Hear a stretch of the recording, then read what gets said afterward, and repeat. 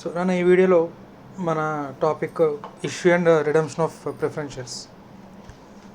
So preference షేర్స్ని issue చేయాలంటే కనుక మన కామన్ ఫార్మాట్ ఆర్టికల్స్ ఆఫ్ అసోసియేషన్లో ఆథరైజేషన్ కావాలి. Right. Issue of preference shares అప్పుడే మనకి ఆర్టికల్స్లో ఆథరైజేషన్ కావాలన్న. రిడమ్షన్కి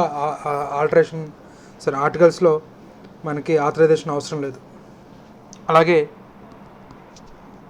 maximum 20 years irredeemable preference shares ఇండియాలో ఇష్యూ చేయడం కుదరదు. Right. So maximum term, so only redeemable preference shares that to maximum of 20 years. దీనికి exception ఒక ఎక్సెప్షన్ ఉంది. 30 years టర్మ్తో కూడా ప్రిఫరెన్స్ షేర్స్ని ఇష్యూ చేయొచ్చు, కానీ అవి ఇన్ఫ్రాస్ట్రక్చర్ కంపెనీస్ అయి ఉండాలి, లేదా specified by central government conditions అయి ఉండాలి. రైట్. అండ్ రెజల్యూషన్ ఆర్టికల్స్లో తర్వాత మనకి necessary resolution. So necessary resolution is special resolution in general meeting. Right. అలాగే ప్రొహిబిషన్ వచ్చేసరికి ఎగ్జిస్టింగ్ ప్రిఫరెన్స్ షేర్ క్యాపిటల్ని రిడెంప్షన్ చేయడంలో ఏదైనా డిఫాల్ట్ ఉన్నా, లేదా పేమెంట్ ఆఫ్ డివిడెండ్లో ఏదైనా డిఫాల్ట్ ఉన్నా సరే, రైట్, ఫ్రెష్గా ప్రిఫరెన్స్ షేర్స్ని ఇష్యూ చేయడం కుదరదు. రైట్. ప్రిఫరెన్స్ షేర్స్ని ఇష్యూ చేయాలంటే ఆర్టికల్స్ ఆఫ్ అసోసియేషన్లో ఆథరైజేషన్ కావాలి. రిడెంబుల్ ప్రిఫరెన్స్ షేర్స్ మాత్రమే ఇష్యూ చేయగలం, that to maximum term of 20 years. Exception వచ్చేసరికి 30 years. ఎక్సెప్షన్ ఎవరికైనా infrastructure companies or such other companies, class of companies specified central government. అలాగే special resolution pass చేసుకోవాలి. Existing preference shares redemption చేయడంలో subsisting default ఉన్నా, లేకపోతే payment of dividend of preference shares ఉన్న subsisting default ఉన్నా కూడా ఫ్రెష్గా షేర్స్ని ఇష్యూ చేయడం కుదరదు. రైట్. సో ఈ 30 years టర్మ్కి నన్ను వచ్చేసరికి ఆఫ్టర్ 20 years, అంటే 21st year నుంచి yearly 10% or such other higher percentage agreed between share holders and company. Right. So 21st year నుంచి 30th year వరకు సంవత్సరానికి 10% చొప్పున రిడీమ్ చేసుకుంటూ వెళ్ళాలి, లేదా ఇంకా ముందుగానే షేర్ హోల్డర్స్తో ఎలాంటి కమిట్మెంట్ ఇచ్చున్నారో చూసుకొని దాని ప్రకారం రిడీమ్ చేసుకుంటూ వెళ్ళాలి. రైట్. అందుకని మొత్తం ఎంటైర్ షేర్ క్యాపిటల్ 30th yearలో రిడీమ్ చేస్తానన్నాం కాదు, ఇయర్కి 10% or such other percentage as agreed between share holders. Right. అలాగే time to time central government issue చేసే ఏదైతే రూల్స్ ఉన్నాయో ఆ రూల్స్ని కంప్లై చేయాలి. రైట్. సో ఇది మనకి ఇష్యూ ఆఫ్ ప్రిఫరెన్స్ షేర్స్. మనకి ఇష్యూ ఆఫ్ ప్రిఫరెన్స్ షేర్స్ అప్పుడే స్పెషల్ రెజల్యూషన్ పాస్ చేసుకున్నాం. మెంబర్స్ అందరికీ కూడా తెలుసు ఇవి పర్పెచువల్ కాదు. ప్రిఫరెన్స్ షేర్స్ అనేవి ఇండియాలో ఇరిడెంబుల్ ప్రిఫరెన్స్ షేర్స్ కుదరదు. రైట్. దీస్ ఆర్ రిడెంబుల్ అని చెప్పి మెంబర్స్కి తెలుసు. కాబట్టి రిడమ్షన్ ఆఫ్ ప్రిఫరెన్స్ షేర్స్కి ఆర్టికల్స్ ఆఫ్ అసోసియేషన్లో ఆథరైజేషన్ అవసరం లేదు.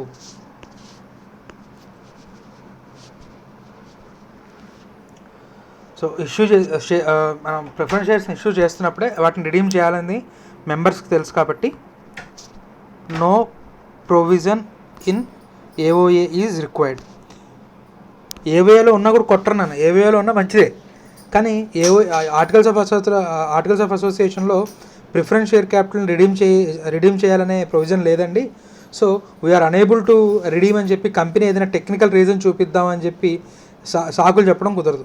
రైట్. ఆర్టికల్స్లో ప్రొవిజన్ లేకపోయినా కూడా ప్రిఫరెన్స్ షేర్స్ని రిడీమ్ చేయొచ్చు. సో ప్రిఫరెన్స్ షేర్స్ని రిడీమ్ చేయాలంటే కనుక అవి ఫుల్లీ పెయిడప్ అయి ఉండాలి. రైట్. ఫుల్లీ పెయిడప్ ప్రిఫరెన్స్ షేర్స్ని మాత్రం మనం రిడీమ్ చేయగలం. రైట్. సోర్స్ ఆఫ్ రిడమ్షన్ అంటే ఏంటి? మరి కంపెనీ ప్రిఫరెన్స్ షేర్ హోల్డర్కి డబ్బులు ఇచ్చేయాలి కదా. Right. So source of redemption వచ్చేసరికి నాన్న ఒకటి profits, so out of profits, అలాగే ఫ్రెష్ ఇష్యూ.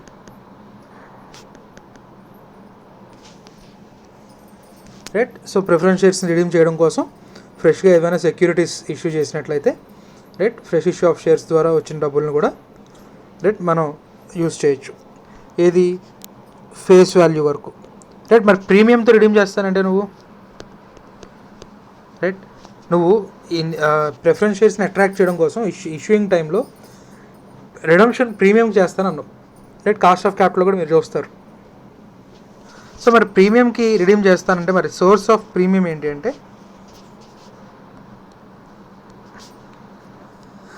సెక్షన్ 133 అప్లై అయ్యే కంపెనీస్ అండ్ ఆఫ్టర్ 2013 యాక్ట్, అంటే షేర్స్ని ఈ ప్రిఫరెన్స్ షేర్స్ కనుక 2013 యాక్ట్ వచ్చిన తర్వాత ఇష్యూ చేయబడితే అండర్ ద 2013 యాక్ట్ ఇష్యూ చేయబడున్నాయి. అలాగే సెక్షన్ 133 అప్లై అవుతుంటే కనుక right only one and only source నా profit, right, out of profit, right. Section 133 not applicable or and or ఈ కేసు కానీ లేదా బిఫోర్ కమెన్స్మెంట్ ఆఫ్ 2013 యాక్ట్, అంటే బిఫోర్ 2013 యాక్ట్ కంటే ముందు ప్రిఫరెన్స్ షేర్స్ ఏమైనా ఇష్యూ చేసి ఉంటే అంటే వాడికి రెండు sources, profit, securities premium, right. So section 133 apply అవుతే కనుక and that to preference shares are issued after 2013 commencement of 2013 act అయితే only source for payment of premium is out of profits, right. Section 133 apply కాకపోయినా లేదా section 133 అవుతున్న company యొక్క preference shares which are issued before commencement of 2013 act అయితే కనుక రెండు sources, profits అలాగే security premium, రెండు కూడా, రైట్. సో ఏవైతే ప్రిఫరెన్స్ షేర్స్ని రిడీమ్ చేస్తున్నామో ఫేస్ వాల్యూకి ఈక్వల్గా సిఆర్ఆర్ క్రియేట్ చేయాలి. సిఆర్ఆర్ని దేనికోసం యూస్ చేస్తాం? Only issuing of fully paid bonus shares కోసం యూస్ చేస్తాము, రైట్. రిడమ్షన్ జరిగిన తర్వాత 30 days లోపు ప్రిస్క్రైబ్డ్ ఫార్మాట్లో 30 days ఆర్ఓసికి ఇంటిమేట్ చేస్తాము, రైట్. ప్రిస్క్రైబ్డ్ ఫార్మాట్లో ఆర్ఓసికి ఆర్ఓసికి ఇంటిమేట్ చేస్తాం నేను notice of redemption along with altered MOA, right. Memorandum of అసోసియేషన్లో మరి క్యాపిటల్ క్లాజ్ ఆల్టర్ అవుతుంది, ఎందుకంటే ప్రిఫరెన్స్ షేర్స్ తగ్గిపోతున్నాయి కదా. ఎందుకంటే మనం క్యాపిటల్ క్లాజ్లో ఏం రాస్తాం? ఆథరైజ్డ్ క్యాపిటల్, అందులో ప్రిఫరెన్స్ ఎంత, ఈక్విటీ ఎంత, ఈక్విటీ ఫేస్ వాల్యూ ఎంత, ప్రిఫరెన్స్ ఫేస్ వాల్యూ ఎంత, ఇవన్నీ కూడా రాసుకుంటూ వస్తాం. సో ఫేస్ వాల్యూ చేంజ్ అయినా లేకపోతే preference share capital, equity share capital, content money ఇవన్నీ కూడా రైట్ మనకు ఆల్టరేషన్ ఆఫ్ క్యాపిటల్ క్లాజ్లోకి వస్తుంది. కాబట్టి along with altered MOA copies మనం ఆర్ఓసితో ఫైల్ చేయాలి, రైట్. నెక్స్ట్, ఒకవేళ కంపెనీ రిడీమ్ చేసే పరిస్థితులు లేదు, అవుట్ ఆఫ్ ప్రాఫిట్స్ అన్నాం కదా, right. Out of profits redeem చేయలేని పరిస్థితి ఉంది. కొన్ని ఫ్రెష్ ఇష్యూ చేద్దామంటే ప్రాఫిట్స్ లేని కంపెనీకి ఫ్రెష్ ఇష్యూ చేసిన ఎవడు కొండు, right. If company is unable to redeem, మరి కంపెనీ రిడీమ్ చేయలేని పరిస్థితిలో ఎలాగా? రిడీమ్ చేద్దామని చెప్పి ఫ్రెష్గా ఇష్యూ చేసాం, దాన్ని ఎవరు సబ్స్క్రైబ్ చేసుకోలే. కొన్ని ప్రాఫిట్స్లోంచి ఇద్దామా అంటే ప్రజెంట్ కంపెనీకి ప్రాఫిట్స్ సరిపో, ఉన్న ప్రాఫిట్స్ సరిపో ప్రిఫరెన్స్ షేర్స్ని రిడీమ్ చేయడానికి. అలానే కంపెనీ లిక్విడేషన్లోకి వెళ్ళట్లా, ప్రజెంట్ పరిస్థితులు బాగాలేవు అంతే, ప్రజెంట్ మార్కెట్ కండిషన్స్ బాగాలేక రైట్ ప్రాఫిట్స్ లేవు, రైట్. అంతే తప్ప రైట్ కంపెనీ లిక్విడేషన్లోకి వెళ్ళే పొజిషన్లో లేదు. సో అటువంటప్పుడు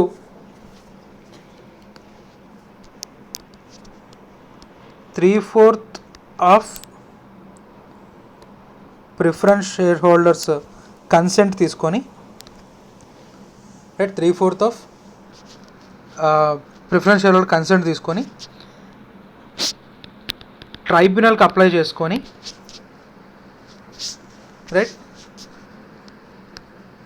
old preference share capital account debit to new preference share capital account, right. ఇది అల్టిమేట్ ఎంట్రీ, మధ్యలో చాలా ఎంట్రీలు ఉంటాయి నాన్న.